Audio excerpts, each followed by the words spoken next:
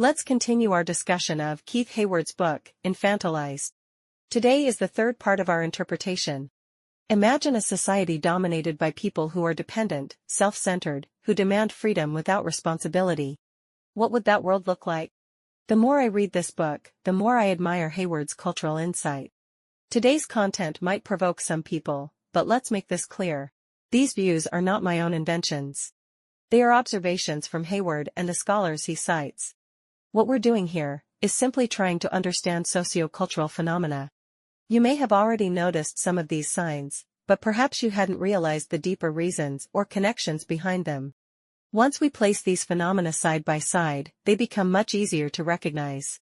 Next time you see them, you'll be able to spot them. And that gives you an additional lens through which to view society. Maybe you'll become a sharp cultural critic. Or maybe you'll choose to be a calm observer. But I think the most important thing for anyone encountering these phenomena is to reflect on one's own attitudes and behaviors. As the saying goes, if you recognize it in yourself, change it; if not, remain vigilant. In this section, we'll discuss two concepts: cultural narcissism and victimhood mentality. Narcissism is normal. Everyone is narcissistic to some extent. You want attention from others, you want to present your best self. Maybe you occasionally brag a little. Maybe you struggle with criticism and respond defensively or emotionally. That's all fine. Narcissism isn't a virtue, but it's not a crime. But cultural narcissism is a different issue. The term was coined by American social critic Christopher Lasch, 1932 to 1994. It refers to behavior that's not just about enjoying attention, but actively doing things for the sake of being noticed. In short, always wanting to perform oneself. It's a form of self-marketing. Maybe you know someone like this. Let's call him John. John runs a personal media account. There's not much content, just photos and videos of his daily life. Fitness, travel, tea time. He's good at filming and has built up over 100,000 followers. John gradually turned everything into a performance.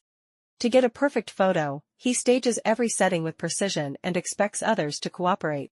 At family gatherings, for instance, he'll stop everyone from eating until the lighting and plating are just right. These photo shoots take so long they end up spoiling the atmosphere. At a friend's birthday party, where the focus should have been the celebrant, John became the center of attention by filming himself repeatedly delivering the cake, trying to make the scene look magical. Guests were visibly annoyed. If you're one of John's followers, you'd think his life is amazing. But if you actually know him, you might start thinking, this is too much. That's cultural narcissism.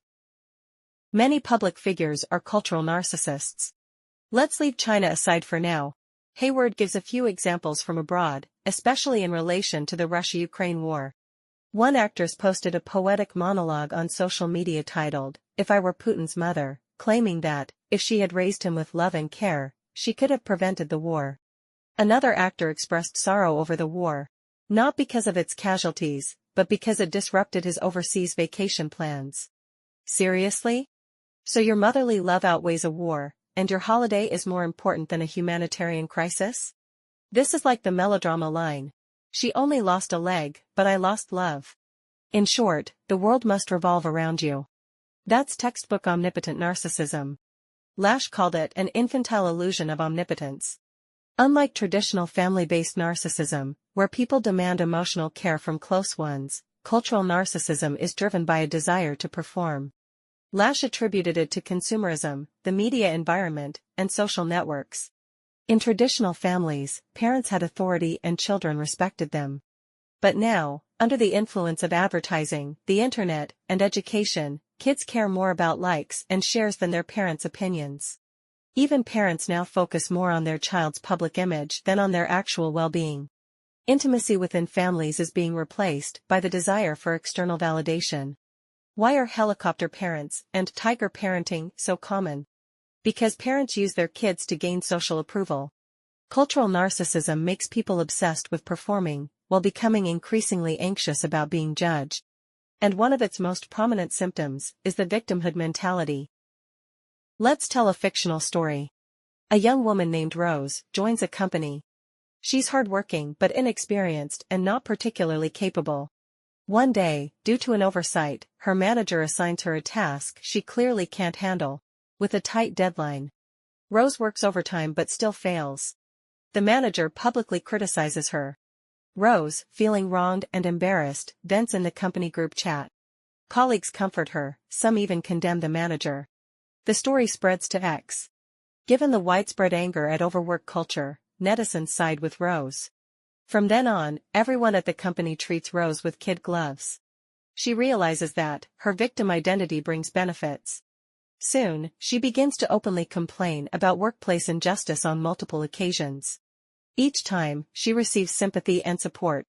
Consciously or not, she starts using her victim status as a weapon. That's victimhood mentality. Being a victim isn't Rose's fault. Victims are innocent. Modern people naturally sympathize with victims because we dislike adult power struggles. We want to side with the weak. We associate victims with the purity of children and offer them moral support. But when someone begins to use their victimhood strategically, as moral currency to gain resources or power, that becomes problematic. You can probably think of some famous Chinese examples of victimhood mentality. But compared to the West, China's cases are mild. Let's outline 4 levels of victimhood mentality. Level 0. Actual victims. These are real victims who deserve our sympathy and help. But they often don't get much attention. Perhaps because they lack the traits of cultural narcissism. Level 1. Individual victimhood mentality. This occurs when someone realizes that being seen as a victim brings support and moral advantage. A well-known case. Naomi Osaka, the Japanese tennis star. At age 26, she was already an adult. After matches, she often refused to attend press conferences, citing mental health. If reporters asked challenging questions, she might break down in tears. Fans supported her and scolded the journalists. But Osaka had no problem giving paid interviews, filming documentaries, or doing sponsor promotions. Her mental health didn't get in the way then. So it's fair to suspect she was using the anxious victim image to control public opinion. But she's not the worst example.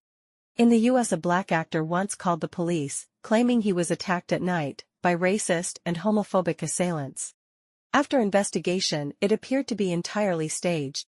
People now compete to be victims. Any minor criticism becomes bullying or online abuse. Level 2.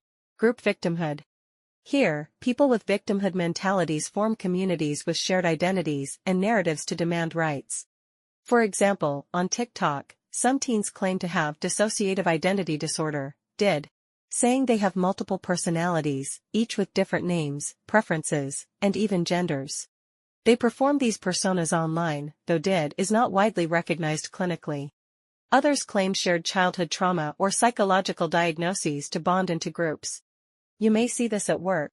A clique of employees who feel marginalized, interpreting any management action as deliberate oppression. Level 3. Institutionalized victimhood. These groups begin to influence public policy, legal systems, and cultural norms. They demand law enforcement prioritize their group and accept their accusations without question. In the UK, this has become particularly extreme. Police may classify vague comments, or even ordinary behavior, as hate speech and record it on official files. For example, a minority child bumps into a wall at a swimming pool. It's a minor incident, but the parents claim racism. Someone hears a car honk at a gas station. It's called racism. Police take these claims seriously and record them, even without evidence. This isn't protecting minorities. It's harming public trust. More frightening is cancel culture. If a public figure is accused of offending a group, they can be condemned and boycotted instantly, without due process. A single accusation can lead to social death. Level 4. Revenge in the name of victimhood. This is the most dangerous form. Individuals or groups retaliate against society as victims, via mass shootings, random violence, or even terrorism. Unlike traditional terrorists with clear political aims, these actors strike out purely from resentment. Their targets are not specific people, but entire categories.